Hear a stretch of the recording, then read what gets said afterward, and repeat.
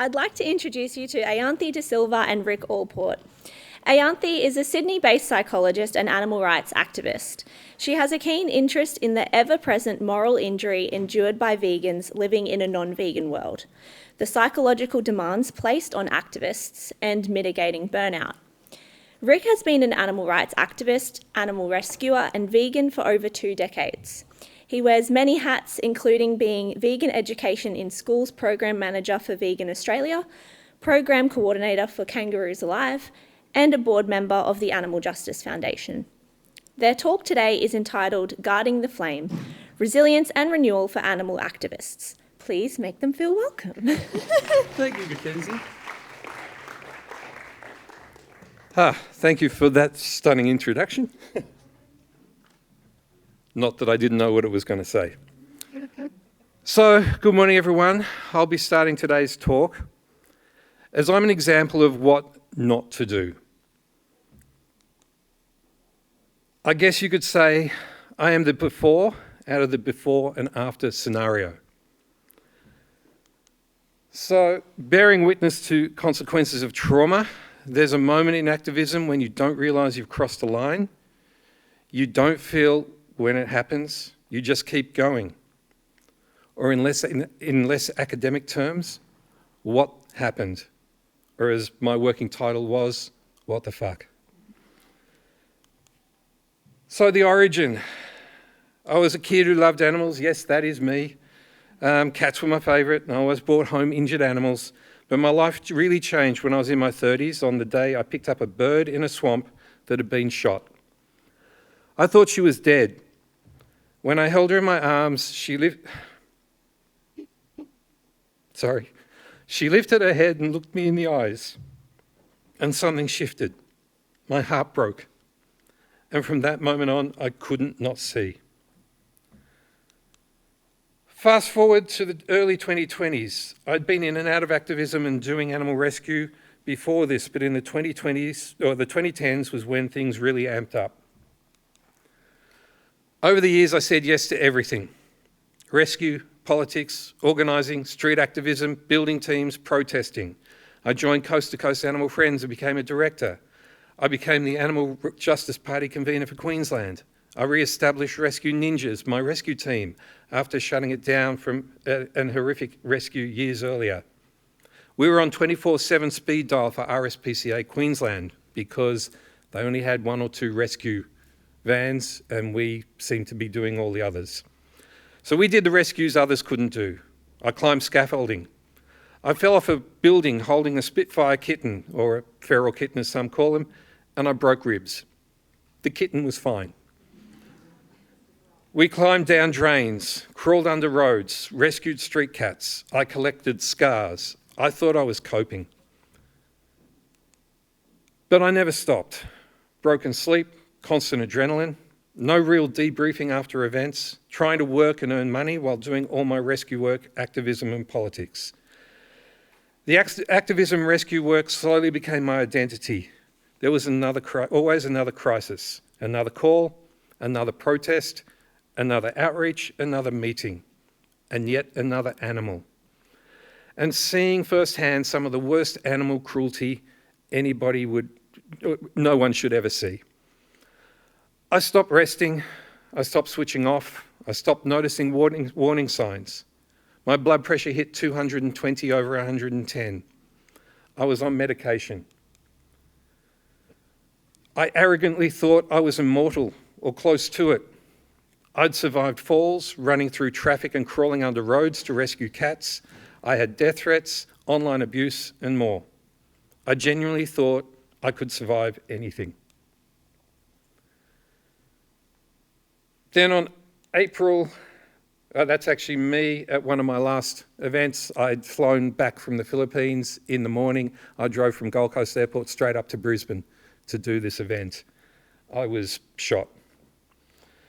But then on 18 April 2020, Jodie, one of my closest people in my world, died. She was my phone call. The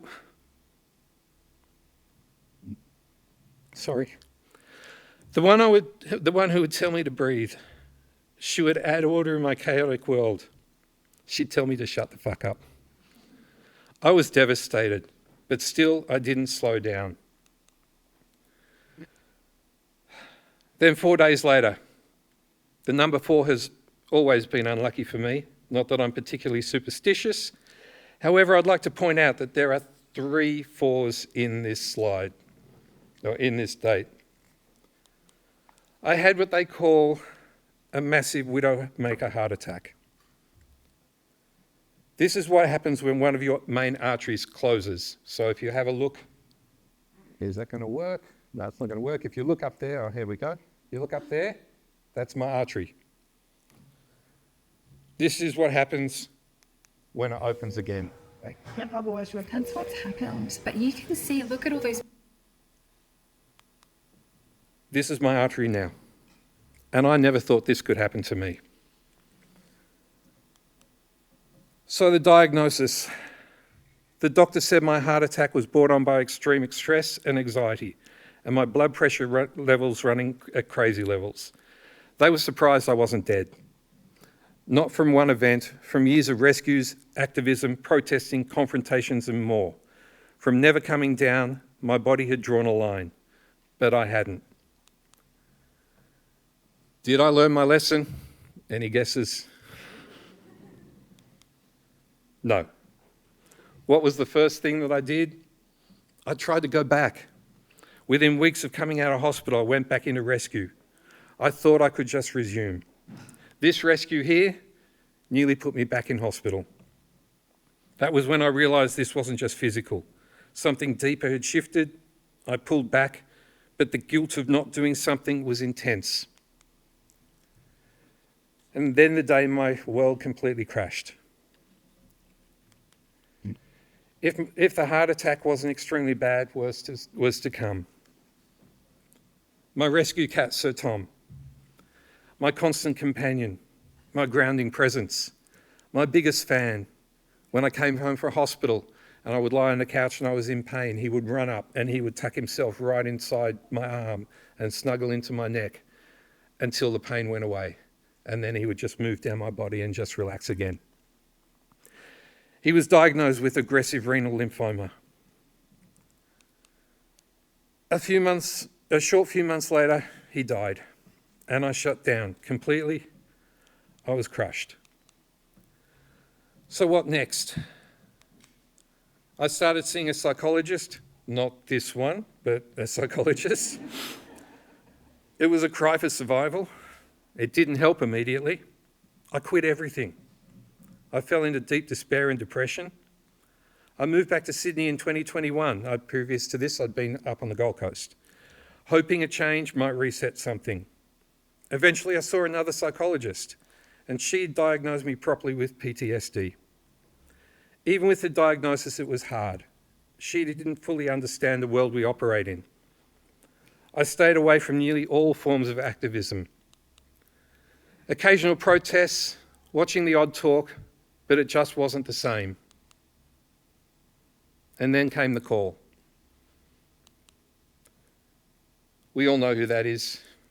In 2023, Shane from Coast to Coast Animal Friends, the Animal Rights Forum, and my long-time sister in activism rang me. She said the Animal Rights Forum was coming back after years away and would be held in 2024. And she said, oh, by the way, you're the host. And hung up. And then she rang back and she said, do you think you can do it? And I paused and I thought, yeah, it's time to come back. This is me just before I walked out on stage in 2024 for the first time in 4 years. I was shit scared. I was petrified. You can see it in my eyes. So the return on my terms. This time it was different. I wanted to do things differently, on my terms, with boundaries, with limits, with shared leadership. I stepped back into activism, rescue, and then started working with both Vegan Australia as the Vegan Education in Schools Program Manager and Kangaroos Alive as the Program Coordinator. Still committed, still passionate, back doing activism and the occasional rescue, but not destructive. In this time, I created a book called The Empowered Activist, not as a project, but a survival tool. If even one person avoids what I went through, it was worth it.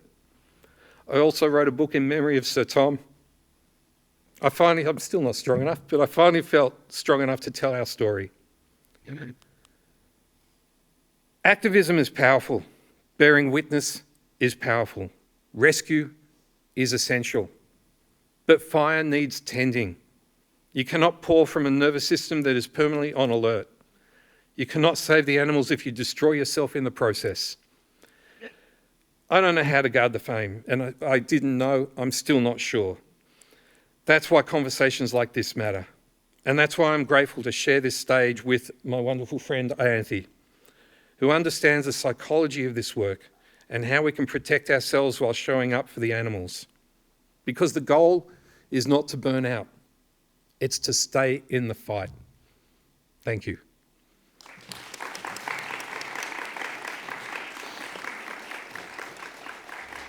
And with that, I'm now going to hand you over to Ayanthi. We met up a couple of weeks ago in Shift Eatery, and we were going through our slides and talking about the presentation.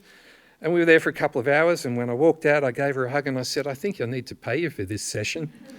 I got so much more from Ayanthi in that 2-hour session than I did from 2 psychologists for 6 months each. So please welcome the amazing psychologist and incredible, inspiring animal activist, Ayanthi. Thank you, Rick. Thank you, Rick. That was a perfect case study to segue my part of the talk. That button. Cool. Also, disclaimer, I'm trying to stave off a cold, so I'm a bit congested sounding. So hopefully I won't have a coughing fit. Just, yeah, disclaimer.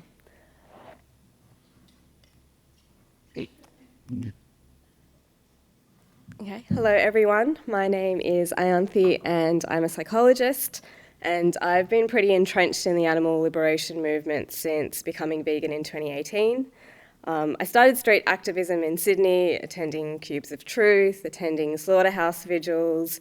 I co-organised the lingerie protests, attended UNSW cupcake challenges, did lots of outreaching.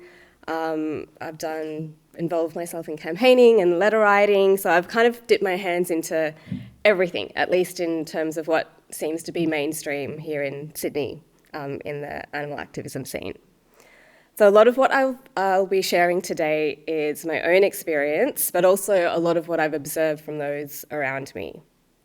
I also reflect on just how differently I go about activism these days, because I think, as with many people here that start in activism, they go so hard, so quickly, and yeah, the flame, it's such a big fire in our bellies, but it very quickly goes out, or is just a little ember. So my talk today is about how to obviously guard the flame and ensure that it doesn't go all the way out, and for it to not be this constantly raging fire as well.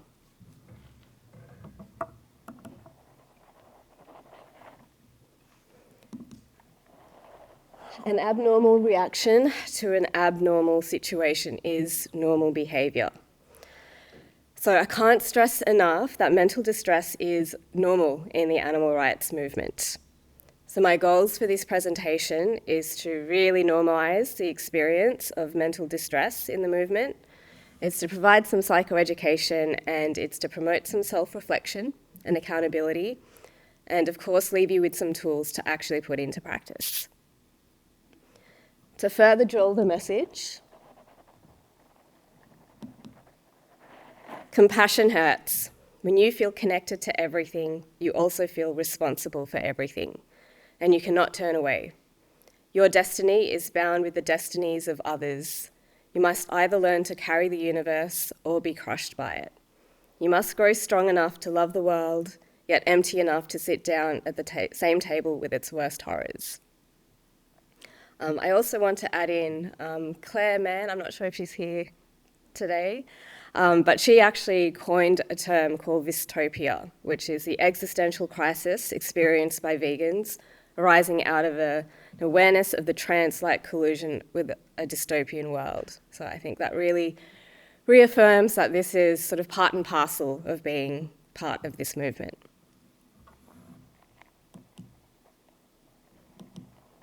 So what is burnout?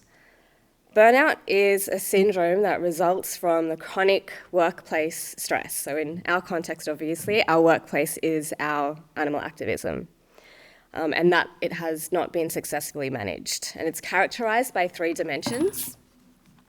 We've got feelings of energy depletion or complete exhaustion, increased mental distance from one's work and feelings of negativism or cynicism, and reduced professional efficacy.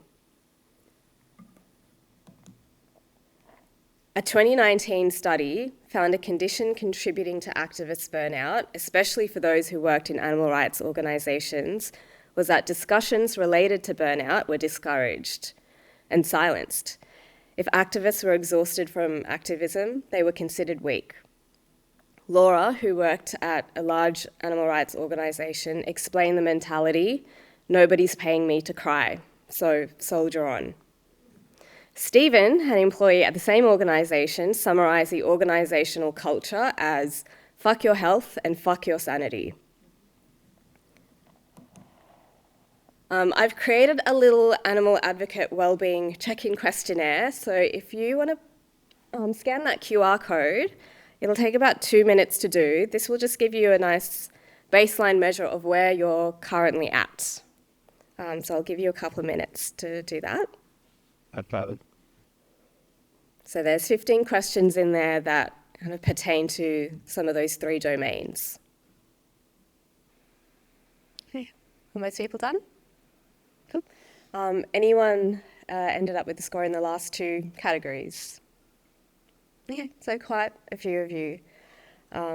Yeah, I think it's sort of inevitable when you're in this movement. So what we want to be able to do is bring you back up to the first one, ideally.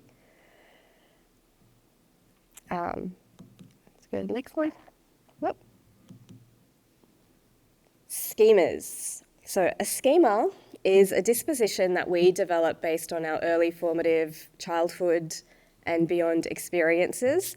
It's essentially a filter that we develop that shapes who we are, from how we were parented, the environment that we grew up in, our traumas, our unmet needs, any significant sort of experience that happened. These all shape how we show up in the world and how we perceive ourselves.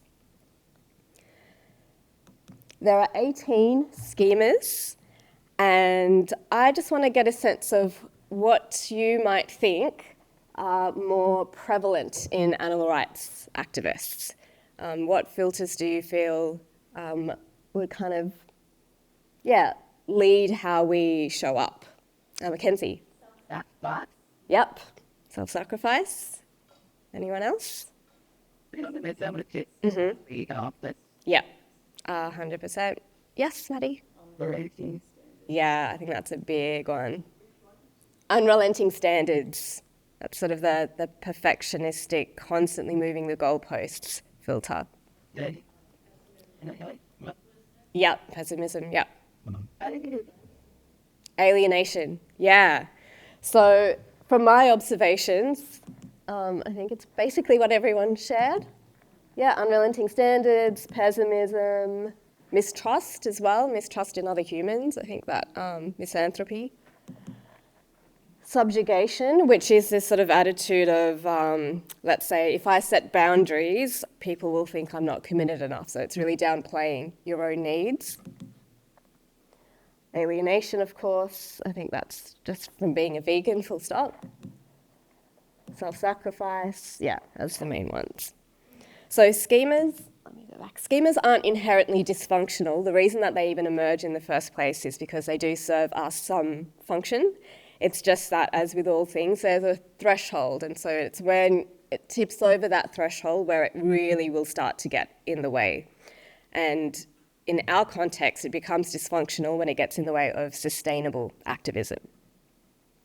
So, Ric, I think your case would have involved, quite a few of these schemas. Yeah. Unrelenting standards, I think, the self-sacrifice, the subjugation, and unchecked, that can really run you into the ground. Also the emotional inhibition and the...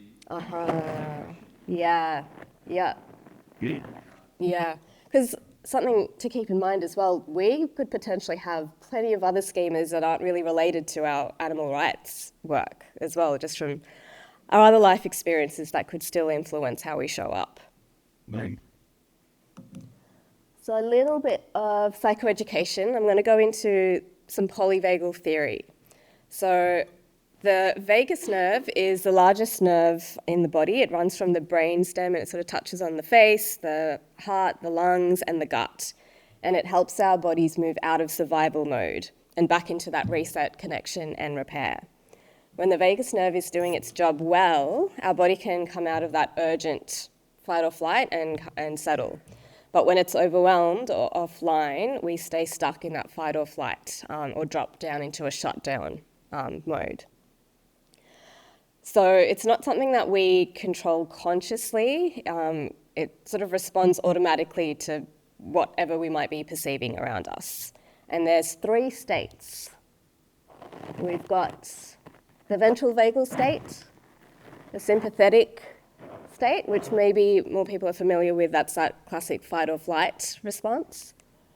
And then we've got the dorsal state. And this is what they look like. So the ventral vagal state is the safety and connection state. That's when we're feeling regulated, we're feeling safe and secure, we're grounded, we're curious, we have the capacity to be open and playful. And this is activated through like warm facial expressions, supportive social cues when we're in calm environments. And obviously it supports social engagement, clear thinking, and emotional stability. So this is the state where we're feeling resilient and good. The sympathetic state, like I said, fight or flight, it activates the heart rate, our adrenaline, our muscle tension, and this could be activated by distressing animal images, a sense of urgent moral pressure, arguments and conflict, crowds, unpredictable environments, fear, anger, injustice. All the things that are kind of inherent to what we do.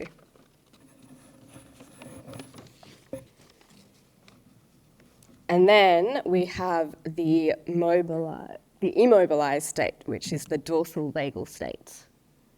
And that's when we shut down. So this happens when we're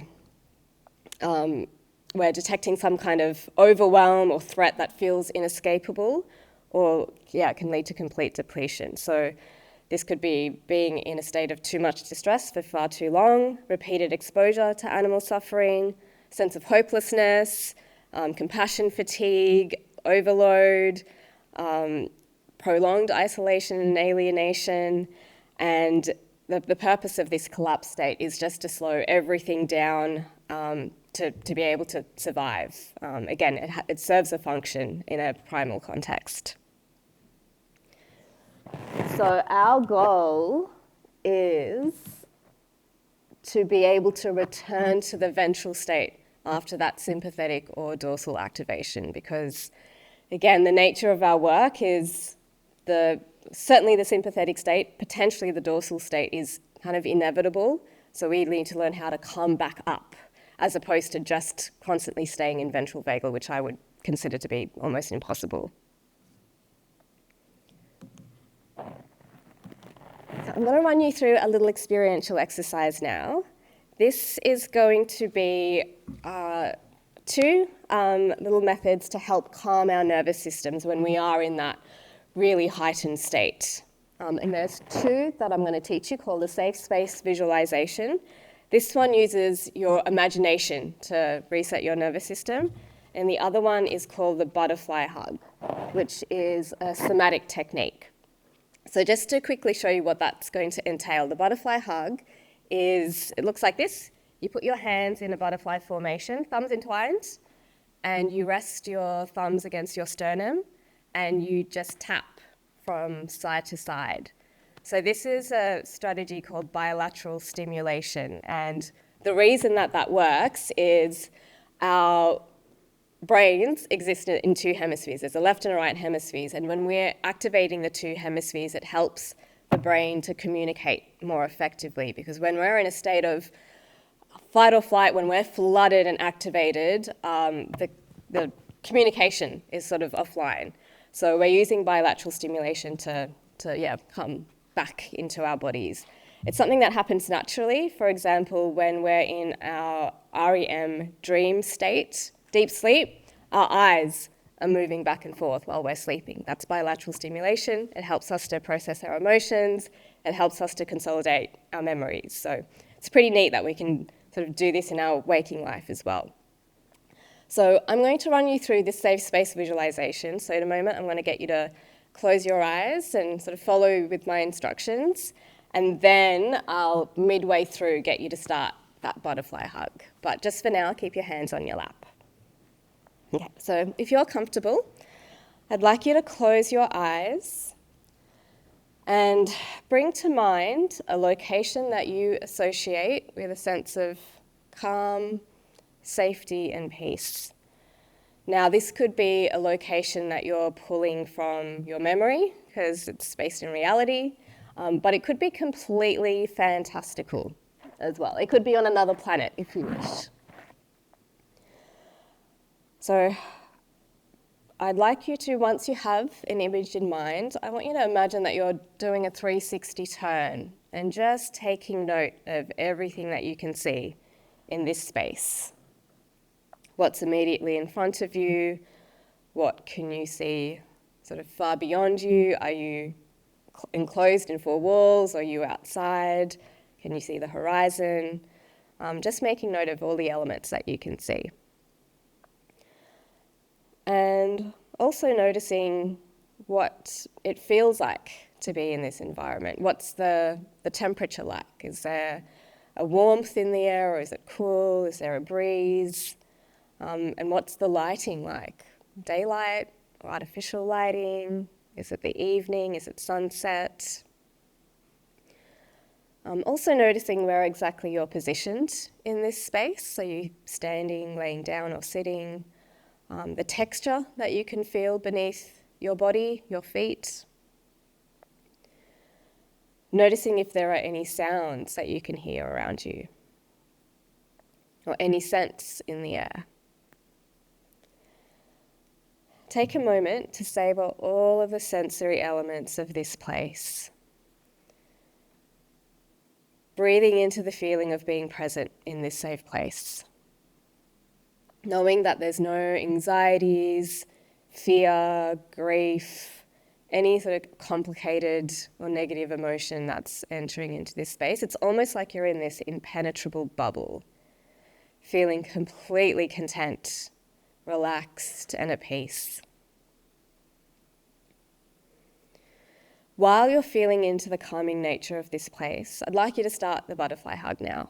So remember, thumbs entwined, fingers on your collarbones, and just tapping from side to side. It's like a tap per second. And for the tapping to happen in the background, your focus is mainly on all the sensory cues of the safe place that you're in.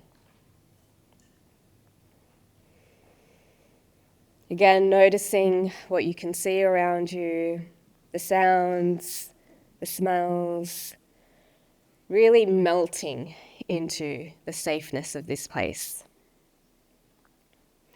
Notice what's happening in your body. You might notice some tension easing in your forehead, your temples, your jawline, perhaps noticing your breath sinking deeper into your diaphragm, not just remaining in your chest. And perhaps feeling more cushy in your seat. And when you notice your nervous system settling, even if it's just by a tad, then I'd like you to open your eyes. Would anyone like to share what that was like for them? Yes, Maddie? Very Yeah. Did you feel like you were transported to this place? Yeah. Yeah, it's pretty powerful.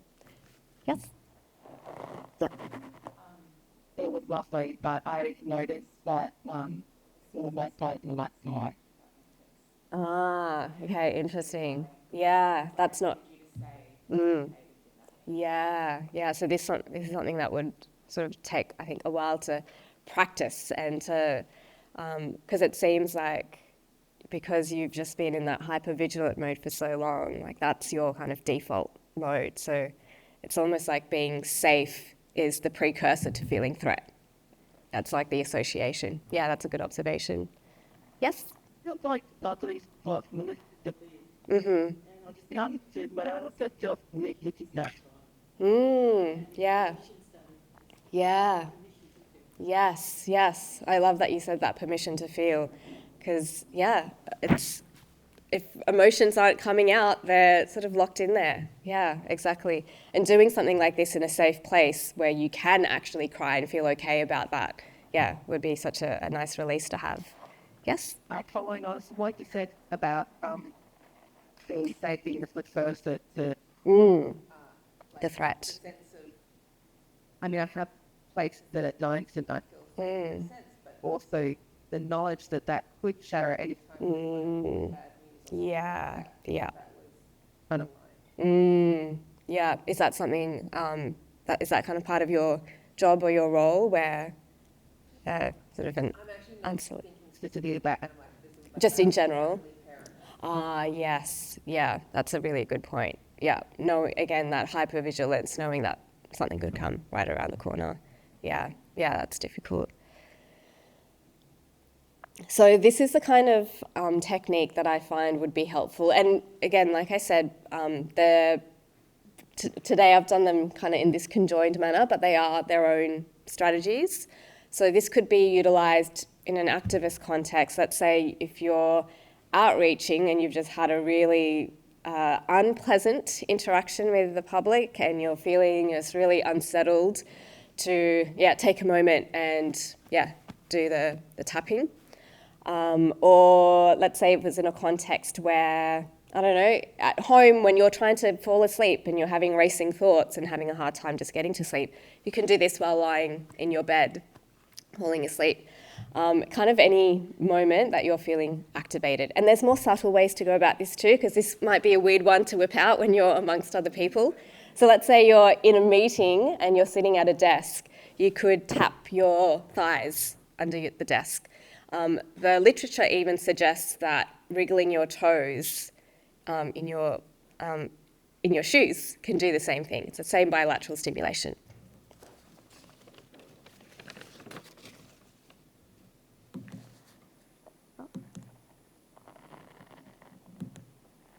Boundary setting, super important. Boundary setting is essential for sustainable activism. When we're attuned to our capacity, we can make conscious decisions about where we are and what we are not up to. And this could be just asking yourself questions like, who is actually worthwhile outreaching to? What online comments are worth responding to? What environments are you okay to be in? Like, you get to decide what discomfort is worth your while because your energy is precious. That video was supposed to play, but I don't know if it's going to. That's okay. That's a little clip of a KFC lad, eating birds in front of the activists. Play to your strengths. You don't have to engage in X, Y, Z just because everybody else is, or because one form of advocacy may be more popular. Do you already have skills or strengths that could be channeled through activism?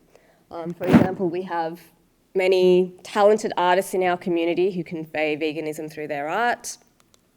I recently went to a 7-course vegan home-cooked dinner called Vegan Courses for Good Causes, hosted by 3 vegans who I didn't know or label as activists, but part of their introductory speech to a 60 to 70 guest list was speaking on consistent anti-oppression and justice, including animals in their circle of compassion, which I think was pretty neat, considering I think at least 60% of those guests were non-vegans. So I don't often come across foodie vegans being so explicit in their ethics. So I thought that was really powerful. These two guys are examples of lawyers who do, I think it's mostly pro bono work for animals and animal activists. We've got Kai and Josh here, examples of musicians who have used their music to promote the cause. I think being here today at the forum has been such a fantastic example of just the variety of skills and strengths that we have in our community and all of the little niches that people can operate in. I'm going to quickly skip over this one for time's sake. And this one.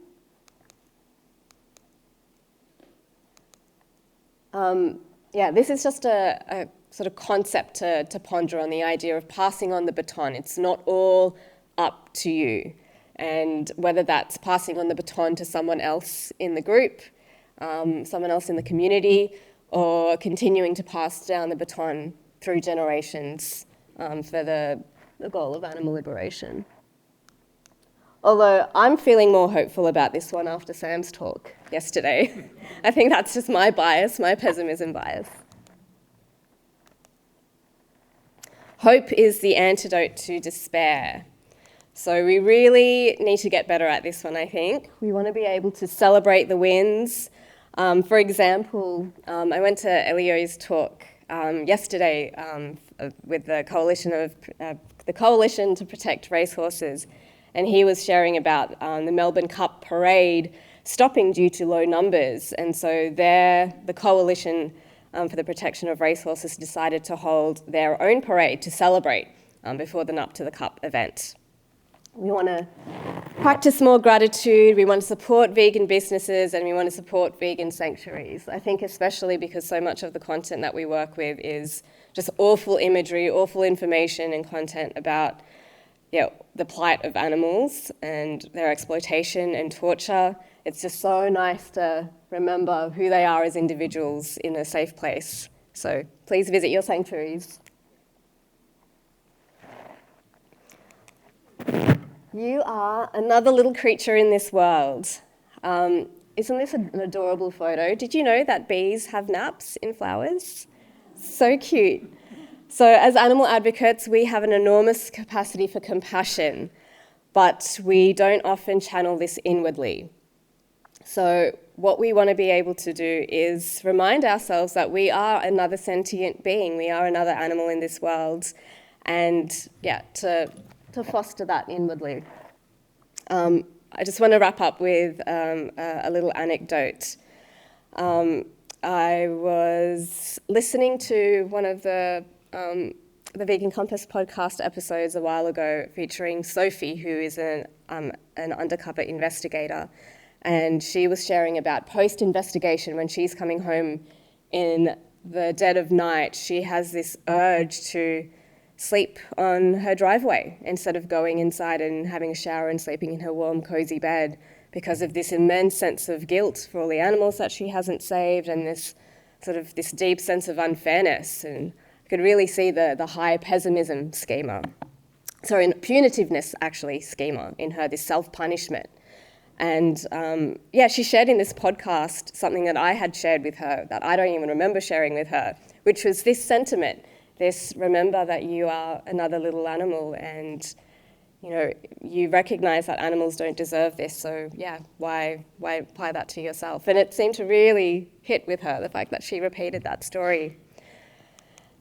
I'm out of time, but I had a few more points about really recognizing who you are outside of activism. It's so easy for our sense of self to just go hardcore into this one identity. The importance of having a diversity of things that you do outside of activism that brings you joy and pleasure just for the sake of joy and pleasure.